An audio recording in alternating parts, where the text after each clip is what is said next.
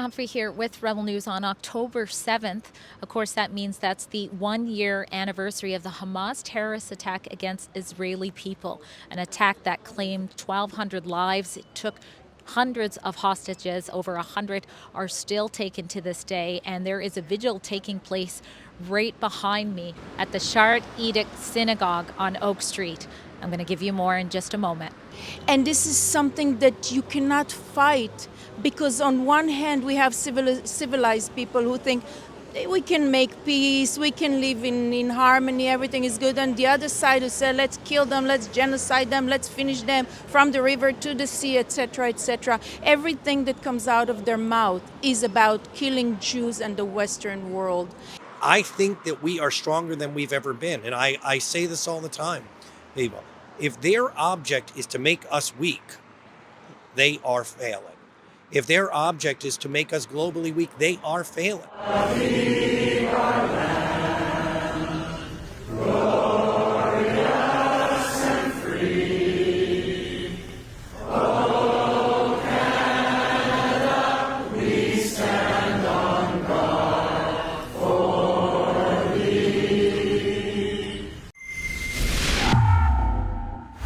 October 7th now represents the most atrocious attack against Jews since the Holocaust, but it depends on who you ask.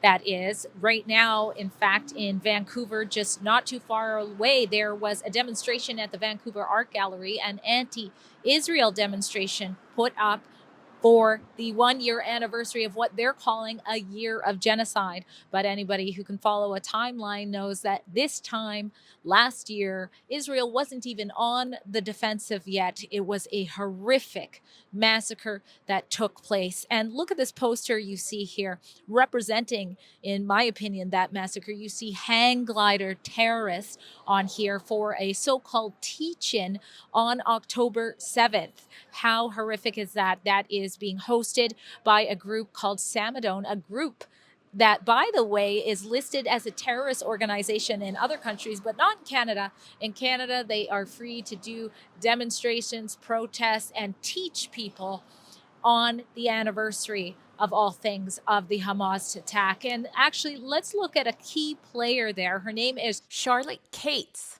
Now, she's one of the main protest organizers for that group, and she's done many demonstrations. This is actually her here talking about the anniversary from Madrid. And so we see the fascist newspaper saying we are here to celebrate the 7th of October. Well, yes, we are here to celebrate the 7th of October. Absolutely horrific. Now, I'm here today. What's standing out to me is the amount of security that are here. We've been asked as media to respectfully give people their space. So I'm not really showing the lineup, but there's been lineups of people. They have to go through metal detectors on both sides. There are heavily armed police. There are lots of security. And there is right behind me a Vancouver Police Department public safety trailer that has this crazy camera set up to make sure anything that could go wrong is captured. We are the Black Panthers. We are the Double Tigers. We are Alan Sarr. We are the Zapatistas. We are the FLN. And yes, we are Hezbollah and we are Hamas. Our resistance has Israel burn, burn. Palestinians will return. Israel is a terrorist state. By the way, this synagogue is no stranger to acts of hate against it since the Hamas terrorist attack. You can see here they had sort of a fire bomb or whatever thrown at them. So I've spoke to some people today, including some of a representative from the organizers. This vigil is being organized by the Vancouver Jewish Federation. It's the Jewish Federation, but the Vancouver sector of it, and also by the Rabbinical Association. So I speak to one of those leaders and a few other people here about while they're here. But some of the people who weren't comfortable going on camera told me they're frightened. They're here, they're standing strong, but they are concerned that at any moment someone could drive and do God knows what to them. So there is that aspect of fear. I also saw some politicians have entered. I saw a group of conservative MLA candidates I saw the MLA, well, the election's been called, so the former MLA who is not rerunning, he's with the BC United, Michael Kwok is here. I saw the Vancouver mayor, Ken Sim, is here. I hear that the Conservative Party leader, John Rusted, is also inside. And I'm not sure if David Eby is here or not. But the election is one of the things I want to ask people here today. What are their thoughts? Both leaders, John Rusted and David Eby, said a statement, of course, on the anniversary. But Mr. Rusted took it a little further. He said if he forms government, he will basically be calling for more action to be taken against people who are doing calls of genocide for the Jews, from the river to the sea, or intifada, especially if they're not even Canadians. He thinks that legal action should be taken there. So he took it a little further. Are they noticing? I don't know. Hi, John Rustad here. I'm out in front of the art gallery where last night a mob came and burnt a Canadian flag, threatened Canadians, threatened the United States, threatened Jewish people. I find this sort of violence completely unacceptable. This sort of hate should have no place in British Columbia, and we've had a premier who is silent on this. He refuses to crack down on this in British Columbia. This is unacceptable to us. A Conservative government will make sure we crack down on this type of hate. There is no place for that in British Columbia. All right. Beside me is Ezra Shankin. He is the CEO of the Jewish Federation for the Vancouver branch. Why was it important to go ahead and prepare all of this for today, aside from obvious reasons? I think that we're dealing with a community that's under enormous trauma. This is a continuing thing for our Jewish community. We're not in post-trauma, we're in active trauma. And so when we're in these situations, we want to be able to come together, want to be able to support each other, show each other love, and that's what we're doing. Now, there is the atrocities that occurred on October 7th, but in many ways we were affected in Canada directly. We lost 8 Canadians to the terror attack. There are still some hostages that haven't been returned, but there's also this fight right on Canadian soil, a belief that it is wrong to continue on with this war. What are your thoughts on that? What would you want to say to people about that? Look, I think that we mourn every innocent life that's lost. And, I have a point of pride that I represent a community that I cannot tell you anybody in our community that has celebrated the loss of innocent lives, collateral damage in a very challenging war for the state of Israel. I can't speak to when this ends. I don't have control over that, but I'll tell you who does. Hamas has control over it. They could end the war right this very second by letting the Palestinian people go free and letting our hostages go free. It is time for them to be done in Gaza. And unfortunately, it took this entire time and all these lost lives to prove that to them. And I just feel heartbroken that we're a year later and Sinwar is just continuing to hold on. He won't let these innocent people leave, and he won't give up. And but I have to give high praise to the Israeli military for doing the best that they can in a really terrible situation. And at the same time, I continue to hope for a better future for Palestinians, one free from Hamas and Hezbollah and all of these death cults that have continued to plague them for generations. Now, I just saw Daphna walking by here. You're one of the organizers of the Bring Them Home rallies that take place in Vancouver, because there are still over 100 hostages. 101 hostages. We've been rallying the streets of Vancouver for the past 52 weeks, every Sunday, 2 p.m. It's kind of a ritual already. So until they're all back, we're still there at the Vancouver Art Gallery. Mm-hmm. And so how does it feel then? I know I've been and I've covered some of those rallies. It's focused on that, bringing them home. But there are other rallies where you hear people chanting, almost celebrating October 7th and the war in some aspects. What do you make of that? It's just devastating. I think a lot of people don't really know the details. If it's not just a Jewish-Israeli issue, it's really a humanitarian issue, because people were abused, people were hurt, people were raped, kids were... I can't even describe in words. I think now more and more is showing up. We're seeing more and more videos from them that they weren't they didn't want to expose, but horrific things. I mean, every human being with a bit of a compassion and soul realizes that horrific things happened there, and I cannot see a reason for a human being to support any kind of cruelty. It was cruel. All right, this is Afra Sixto. Now, we've interviewed you before. You've sold your restaurant now, but many attacks. If you look up her name in Rebel News, you'll see the acts of hate or attacks of hate you were getting. But let's talk about this anniversary. How does it feel? What's the mood now that you're going in there and just remembering what's happened in a year? Drea, let me tell you this. I was just talking with my friends and I said, we can never comprehend and what these people are going through, the hostages and the families. Unless we have a hostage, unless we are a hostage, unless we lost somebody, we could never understand and know and feel what these people are feeling.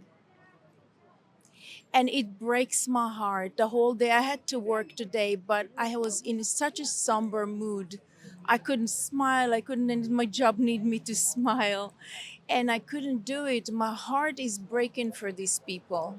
And it has been like that from day one. And this is why I fight so hard for Israel. But as you know, this is the anniversary for a lot of lives being lost. And that's why we need to look at fighting hatred with love, fighting death with life, fighting, evil with goodness.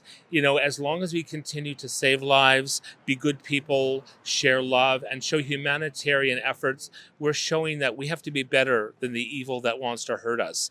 I mean, it's there's a lot of saying, it's very easy to fight fire with fire. It's very easy to look evil back in the face with the same face they look at. But it's not always easy to share love, to show even restraint, and to be resilient in the face of danger. And that is the real test of courage. There's a lot of things the Israeli government could do, the Israeli army could do to wipe out our enemies, but we want to live in peace. We don't want to hate people. I don't even use the word hatred. Hatred is something, no matter what somebody does to me, I will never hate people, because hatred is self-destructive. I may not like what some people do that hurt us, but I don't hate anybody or wish the same evil onto people that they would do on us. What's your thoughts on how this has been covered by the political government? Is there a preference between the two parties? Yeah, one, we're completely nonpartisan. I would say that it is deeply important that there is leadership on this subject.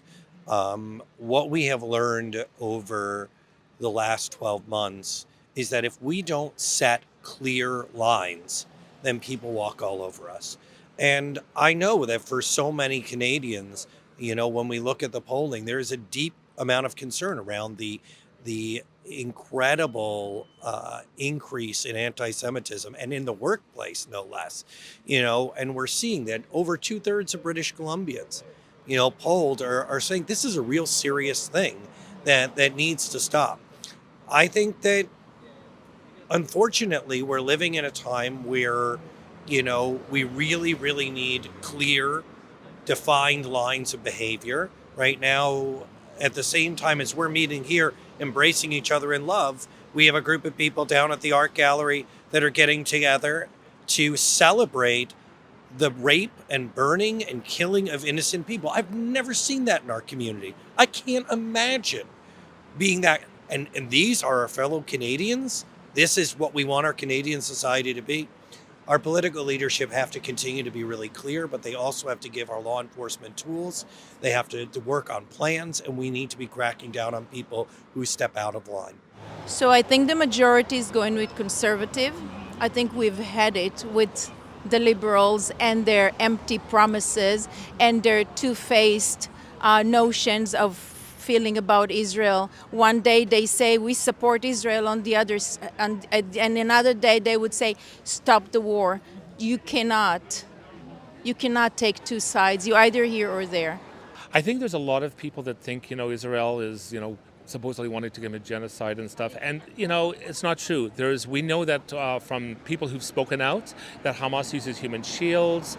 They will often use aid that they would get for humanitarian aid for killing, people. It's not the Palestinian people that, we're at war with. It is Hamas. If we could remove Hamas and remove these terrorist entities, we would love to see Palestinian people live alongside us and work together. A lot of people forget that Israeli Arabs, as well as many other non-Jewish minorities, live in Israel. They have equal rights, and many of them have been able to thrive in arts and science and education. They are very well-known Israeli Arabs, and we sometimes see in movies, and who won awards for their acting and performing arts. So, the thing is misconception is we don't hate anybody. We're not out to kill anybody. And there's also, it's a known fact that Israel will send leaflets and warn people in advance of areas they're bombing to evacuate, because we're trying to eliminate as many casualties as possible. I think we're stronger than we've ever been. I have seen friends of Ben Mizrahi stand up and tell their lived experience that I've lost my best friend on October 7th. I've seen them with strength. I've seen students at the University of British Columbia who have faced off against some of the most virulent anti-Jewish, anti-Semitic activities on that campus, standing up and speaking their truth. I've seen young kids getting together and singing together, and a fountain inaugurated that's being called the Mayim Hatikva fountain, the Waters of Hope fountain. I think that we are stronger than we've ever been. And I say this all the time, people. If their object is to make us weak, they are failing. If their object is to make us globally weak, they are failing. We are stronger than we've ever been, and we are prouder than we've ever been for who we are and the good things that we bring to this world. It's not great at all. There's a big cry. I mean, it's so painful. There's so many orphans. There's so many on both sides. There's so many. It's such a great, huge devastation. You cannot overcome that. And you see it both sides. Nobody wants orphanage. I cannot describe it in words. It's just very, very, very painful. I think it's the civilized world who fights barbarism. And this is something that you cannot fight, because on one hand we have civilized people who think we can make peace, we can live in harmony, everything is good. And the other side who say let's kill them, let's genocide them, let's finish them from the river to the sea, etc., etc. Everything that comes out of their mouth is about killing Jews and the Western world. And just now there was a protest on Robson Street, and you know what they were shouting? There is only one solution: Intifada resolution. Do you know what it means? It means a lot of dead Jews. It means a lot of dead Jews. Death to Canada! Death to the United States! And death to Israel! Burn, burn! Israel, burn, burn! Palestinians will return! Israel is a terrorist state!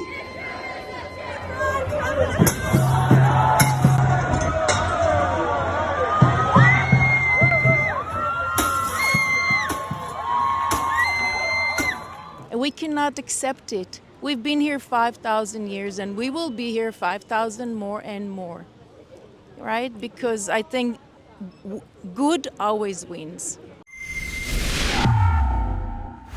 At Rebel News, we bring you the other side of the story, and that includes giving the people here a voice, especially the ones that are living in fear in Canada, of all places, about possibly being attacked for being Jewish, and also for wanting justice and safety for Israel. If you want to see more reports like this, you can go to our special website called CanadaStandsWithIsrael.com.